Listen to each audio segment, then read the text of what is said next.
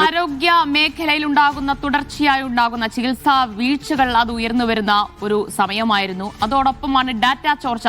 ഇന്നലെ കെ സ്മാർട്ടിലെ വിവരങ്ങൾ 1 കോടിയോളം വരുന്ന ആളുകളുടെ വിവരങ്ങൾ കൂടി ആവശ്യപ്പെട്ട് കത്ത് നൽകിയതൊക്കെ പുറത്തു വന്നിരുന്നു. ചെന്നിത്തല തന്നെയായിരുന്നു ആ കത്ത് പുറത്തുവിടുകയും ഒക്കെ ചെയ്തത്. അപ്പോൾ ഈ വിഷയങ്ങളെല്ലാം ഉയർന്നു വരേണ്ട സമയത്താണ് ഇങ്ങനെയൊരു സംഭവം, അക്രമം ഉണ്ടായിട്ടുള്ളത്. അത് പ്രതിപക്ഷത്തിനെതിരെ വലിയ വിഷയമാക്കി CPM കൊണ്ടുവരികയും ചെയ്യുന്നുണ്ട്. അപ്പോൾ ഇനി എങ്ങനെയായിരിക്കും കോൺഗ്രസ് ഇതിനൊരു പ്രതിരോധം തീർക്കുക? ഈ കണ്ടതെല്ലാം നാടകമാണ്. ഈ വിഷയങ്ങൾ, വിവാദങ്ങളൊക്കെ ഉയർന്നു വരാതിരിക്കാനുള്ള ഒരു പ്ലാൻഡ് ഒരു നീക്കമാണ് CPMന്റെ ഭാഗത്തുനിന്നുണ്ടായത് എന്ന് പറഞ്ഞ് പ്രതിരോധിക്കാനായിരിക്കുമോ കോൺഗ്രസ് ഒരുങ്ങുന്നത്?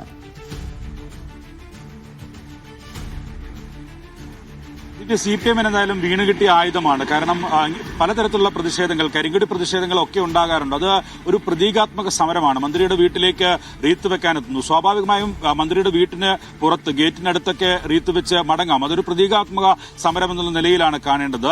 പക്ഷേ വീട്ടിനകത്തേക്ക് കയറുന്നു. അത് അകത്തേക്ക് കയറുമ്പോഴാണ് അതിലൊരു അക്രമ സ്വഭാവത്തിലേക്ക് കാര്യങ്ങൾ മാറുന്നത്. അതിന് സമാനമായ രീതിയിൽ തന്നെയാണ് മന്ത്രിയെ കരിങ്കൊടി കാണിക്കുന്നത് ഒരു പ്രതീകാത്മക സമരമാണ്. കരിദിനമൊക്കെ പോലെ തന്നെ കരിങ്കൊടി കാണിക്കുക എന്നുള്ളത് പ്രതീകാത്മക സമരമാണ്. പക്ഷേ മന്ത്രിയുടെ അടുത്തേക്ക് ആക്രമിക്കാനായി ചാടി വീഴുന്നത് എന്തിന് എന്നുള്ള ചോദ്യം CPM ഉയർത്തുകയാണ്. എന്തിന് അക്രമത്തിലേക്ക് കടക്കുന്നു സമരം എന്നുള്ളതാണ് ചോദ്യം. അതിനെ പക്ഷേ കോൺഗ്രസ് പ്രതിരോധിക്കാൻ ശ്രമിക്കുന്നത് തങ്ങൾ അക്രമം നടത്തിയിട്ടില്ല. ഏകദേശം 3-4ഓളം വരുന്ന KSU പ്രവർത്തകർ മാത്രമാണ് കണ്ണൂർ റെയിൽവേ സ്റ്റേഷനിലേക്ക് മന്ത്രിയെ കരിങ്കൊടി കാണിക്കാനായി എത്തിയത്. അതിനിടയിൽ പോലീസ് തടയുകയും ചെയ്തു. ഏകദേശം 10-15ഓളം വരുന്ന പോലീസ് ഉദ്യോഗസ്ഥർ തന്നെ അവരെ തടയുന്ന സാഹചര്യം ഉണ്ടായി. പിന്നെ എങ്ങനെ അക്രമം നടത്തി എന്നുള്ളതാണ് പറയുന്നത്. ദൃശ്യങ്ങളിലൊന്നും KSU പ്രവർത്തകർ അക്രമം നടത്തിയ കാണുന്നില്ല എന്നുള്ളതാണ് കോൺഗ്രസിന്റെ വാദം. ഇനി അതിന്റെ CCTV ദൃശ്യങ്ങളൊക്കെ, വിജീഷ് പറഞ്ഞതുപോലെ CCTV ദൃശ്യങ്ങളൊക്കെ പുറത്തു വരണം. അതിന്റെ വസ്തുത എന്താണ്, എങ്ങനെയാണ് മന്ത്രിക്ക് പരിക്കേറ്റത് എന്നുള്ളത് വ്യക്തമാകണമെങ്കിൽ ആ CCTV ദൃശ്യങ്ങൾ ഉൾപ്പെടെ വരണം. നമ്മുടെ ആരുടെയും ക്യാമറയിൽ ആ ദൃശ്യങ്ങൾ പതിഞ്ഞിട്ടുമില്ല. പക്ഷേ KSU പ്രവർത്തകർ മന്ത്രിയുടെ അടുത്തോളം എത്തി അങ്ങനെ ഒരു പ്രതിഷേധത്തിലേക്ക് മാറി. അത് സ്വാഭാവികമായും കോൺഗ്രസിന്റെ പ്രതിരോധത്തിലാക്കുന്ന, കാരണം ഒരു വനിതാ മന്ത്രിയെ ആക്രമിക്കാൻ പോകുന്ന നിലയിൽ അവരുടെ തൊട്ടടുത്തെത്തി കരിങ്കൊടി കാണിക്കുക, അവരുടെ മൂക്കും തുമ്പത്തെത്തി കരിങ്കൊടി കാണിക്കുക എന്നുള്ള പ്രതിഷേധത്തിലേക്ക് പോകേണ്ടതുണ്ടോ എന്നുള്ള ഈ കാലത്ത് അത് വേണോ എന്നുള്ള ചോദ്യം തന്നെയാണ് സമൂഹത്തിൽ എന്തായാലും വരിക. അതിനെ പ്രതിരോധിക്കാനാണ് നിലവിൽ എന്തായാലും കോൺഗ്രസ് ശ്രമിക്കുന്നത്. തങ്ങൾ ആക്രമിച്ചിട്ടില്ല, തങ്ങളൊരു സമരം ആണ് നടത്തിയത്. ആ സമരം പലതരത്തിൽ, പല ഘട്ടങ്ങളിൽ, പല സാഹചര്യങ്ങളിൽ ഒക്കെ അങ്ങനെയുള്ള സമരങ്ങൾ നടത്താറുണ്ട് എന്നുള്ളതാണ് നിലവിൽ എന്തായാലും കോൺഗ്രസിന്റെ വാദം എന്ന് പറയുന്നത്. പക്ഷേ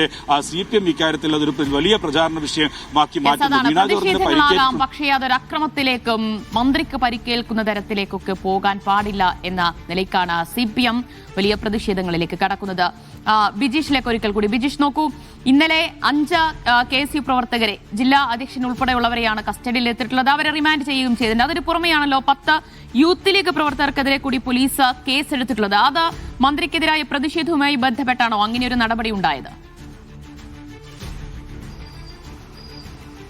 ദിവ്യ, അത് ഈ മന്ത്രി റെയിൽവേ സ്റ്റേഷനിൽ എത്തുന്നതിന് തൊട്ടു മുൻപ് കണ്ണൂർ തളാപ്പിലുള്ള AKG ആശുപത്രിക്ക് മുന്നിലൂടെ വാഹനം കടന്നു പോകുന്ന ഘട്ടത്തിലാണ് യൂത്ത് ലീഗ് പ്രവർത്തകർ മന്ത്രിയുടെ വാഹനം തടഞ്ഞത്. വാഹനത്തിന് മുന്നിൽ നിന്നുകൊണ്ട് അവർ കരിങ്കൊടി കാണിക്കുകയും ചെയ്തു. ഈ പ്രതിഷേധത്തിനിടയിൽ മന്ത്രിയുടെ വാഹനത്തിൽ ദേശീയ പതാക ഉയർത്താനുള്ള ഒരു ചെറിയ തരത്തിലുള്ള ഒരു കൊടിയുണ്ട്. ആ കൊടി ഈ പ്രതിഷേധക്കാർ വലിച്ചു പൊട്ടിക്കുന്നുണ്ട്. ഈ ഉൾപ്പെടെയുള്ള സംഭവങ്ങൾ ചുമത്തിക്കൊണ്ടാണ് 10 യൂത്ത് ലീഗ് പ്രവർത്തകർക്കെതിരെ കേസെടുക്കുന്നത്. ജില്ലാ നേതാക്കന്മാർ ഉൾപ്പെടെയുള്ളവർ ഈ പ്രതിഷേധത്തിൽ പങ്കെടുത്തിരുന്നു. അവരെ ഇന്നലെ തന്നെ കോടതിയിൽ ഹാജരാക്കി റിമാൻഡ് ചെയ്യുകയും ചെയ്തിട്ടുണ്ട്. ഈ പ്രതിഷേധത്തിന് കാരണം പെരിങ്ങോം എന്ന് പറയുന്ന സ്ഥലത്ത് വെച്ച് താലൂക്ക് ആശുപത്രിയുടെ ഉദ്ഘാടനത്തിനെത്തിയ മന്ത്രിക്ക് നേരെ അവിടെയുള്ള യൂത്ത് ലീഗ് പ്രവർത്തകർ കരിങ്കൊടി കാണിച്ചിരുന്നു.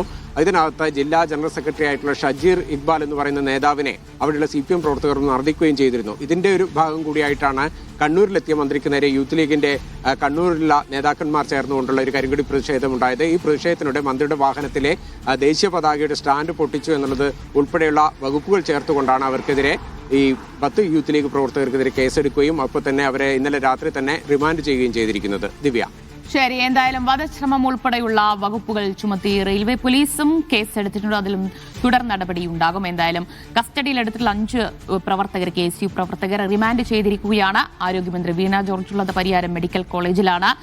എങ്ങനെയാണ് ഇപ്പോഴത്തെ ആരോഗ്യനില എന്നത് സംബന്ധിച്ച് മെഡിക്കൽ ബുള്ളറ്റിനും അതുപോലെ തന്നെ കൂടുതൽ വിവരങ്ങളൊക്കെ വരും മണിക്കൂറുകളിൽ ലഭ്യമാകും. എന്തായാലും വിഷയം മാളിക്കത്തിക്കാൻ, പ്രതിപക്ഷത്തിനെതിരെ ആയുധമാക്കാൻ തന്നെയാണ് CPM തയ്യാറെടുക്കുന്നത്. ശക്തമായ പ്രതിരോധം തീർക്കേണ്ടി വരും കോൺഗ്രസിന് എന്നതിൽ യാതൊരു സംശയവുമില്ല. വിവരങ്ങളാണ് ബിജീഷ് ഗോവിന്ദനും ഒപ്പം വിജിൻ വായന്തോടും നൽകിയത്.